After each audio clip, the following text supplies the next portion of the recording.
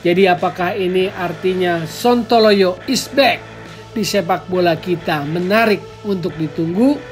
Dan yang harus kita tunggu adalah bagaimana PSSI merespon, mengusut kasus ini supaya publik memiliki tingkat kepercayaan yang tinggi dan punya persepsi yang baik. Oke, balik lagi di Gocek Bung Toel. Kali ini kita akan bahas isu-isu sepak bola nasional yang sedang hangat-hangatnya sejak semalam. Dan yang pertama tentu isu tim nasional. Karena malam ini, hari ini, tim nasional Indonesia U23 akan menghadapi Australia di leg kedua. Di leg pertama kalah 2-3 dan leg kedua tentu akan kita tunggu sama-sama.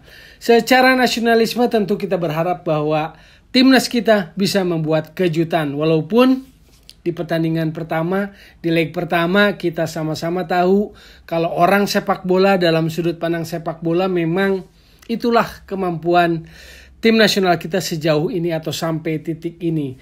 Sebetulnya saya agak kalau mengulas, mereview tim nasional di situasi sekarang agak kurang afdol karena environment-nya agak kurang mendukung. Jadi hawanya ini agak kurang mendukung. Karena kalau begitu menang, ada yang bilang karena ada turut andil dalam kemenangan, dalam gol yang diciptakan. Atau lebih lengkapnya adalah ada yang ngaku-ngaku. Kalau timnas menang, ada yang ngaku-ngaku turut andil, terlibat dalam kemenangan tim nasional. Sayangnya kalau tim nasional kalah nggak ada berita yang sejenis gitu loh. Yang merasa bertanggung jawab dengan kekalahan timnas Indonesia, nggak ada tuh berita yang seperti itu. Jadi hawanya menurut saya kurang afdol, kurang asik lah kalau kata anak-anak zaman sekarang kalau bahas tim nasional Indonesia.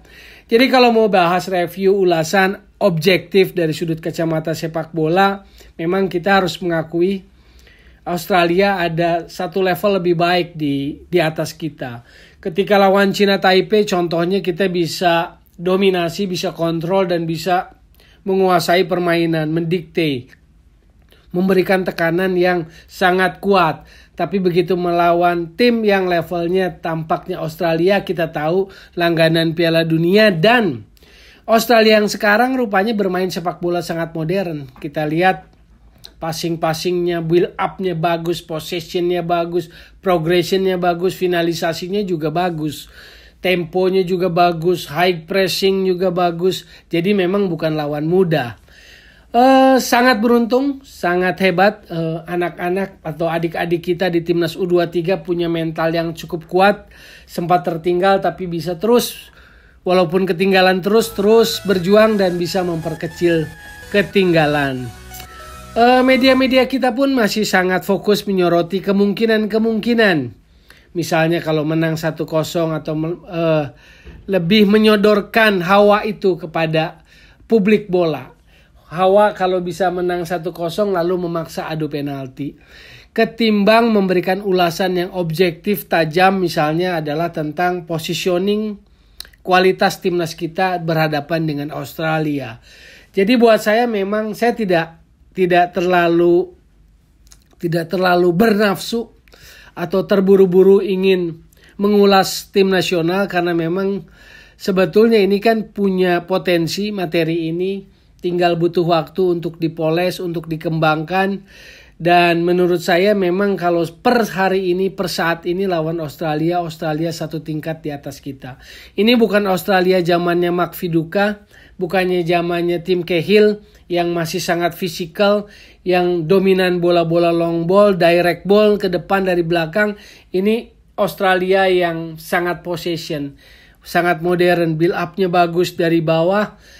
Ya inilah tren sepak bola modern yang mulai bisa diterapkan oleh Australia. Dan itu boleh jadi catatan buat timnas kita bahwa segala sesuatunya nggak bisa instan. Jadi maksud saya adalah kalau mengulas cuma sekedar menang kalah, sekedar melihat ujungnya saja, bukan sesuatu yang menurut saya itu akan lebih mencerdaskan wawasan atau pengetahuan sepak bola kita. Sehingga nanti kita melihat timnas selalu dalam posisi dangkal, posisi sempit, menang kalah.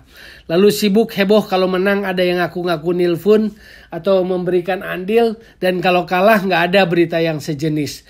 Itulah sementara ulasan atau pengantar saya untuk pertandingan timnas leg kedua lawan Australia malam hari nanti. Tapi yang isu berikutnya yang saya mau angkat adalah tentang hot news yang dilepaskan oleh Perserang, klub dari Liga 2. Jadi Perserang secara resmi menyatakan adanya dugaan pengaturan skor atau match fixing yang melibatkan pemainnya dan juga salah satu pelatihnya. Jadi ada 5 pemain dan 1 pelatih Perserang yang akhirnya dipecat dengan tidak hormat.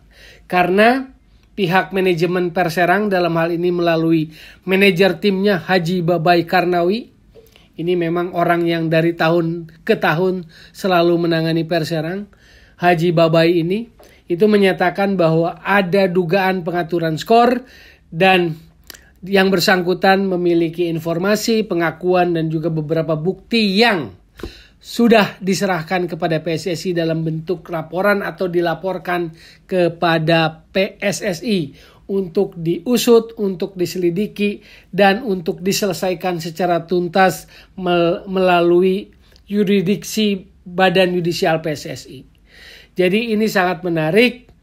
Ini barusan kemarin rame isu-isu tentang Satgas anti mafia bola, tentang wasit yang nekat belaga gila, tentang keputusan-keputusan wasit yang ngawur dan aneh. Kini muncul pernyataan kuat dari Perserang terkait adanya dugaan pengaturan skor. Ini babak baru dan kita tunggu respon PSSI.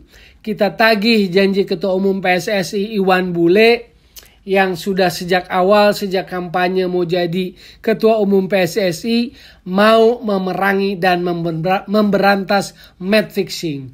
Jadi kita tagih janji itu sebagai publik bola, kita tunggu gebrakan PSSI, menuntaskan kasus yang sudah dilempar, dibuka, dan sudah dibeberkan oleh Perserang, salah satu klub Liga 2 terkait adanya dugaan pengaturan skor atau match fixing yang melibatkan pemain Perserang. Ada 5 yang sudah dipecat dengan tidak hormat dan seorang pelatih yang juga bernasib sama, dipecat dengan tidak hormat.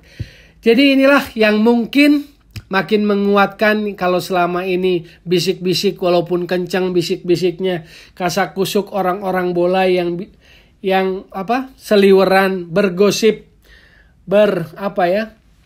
saling bersendagulau, walaupun ketawanya ketawa miris, bersendagulaunya ketawanya miris, ketawa kuning, tentang adanya hal-hal yang mencurigakan atau hal-hal yang aneh. Yang katakanlah kalau orang bola kenal istilah sontoloyo. Jadi apakah ini artinya sontoloyo is back di sepak bola kita? Menarik untuk ditunggu. Dan yang harus kita tunggu adalah bagaimana PSSI merespon, mengusut kasus ini supaya publik memiliki tingkat kepercayaan yang tinggi dan punya persepsi yang baik terhadap PSSI, terutama dalam pengelolaan kompetisi liganya. Dan ini juga sekaligus momen menagih janji Ketua Umum PSSI yang tegas-tegas sesumbar ingin memerangi dan memberantas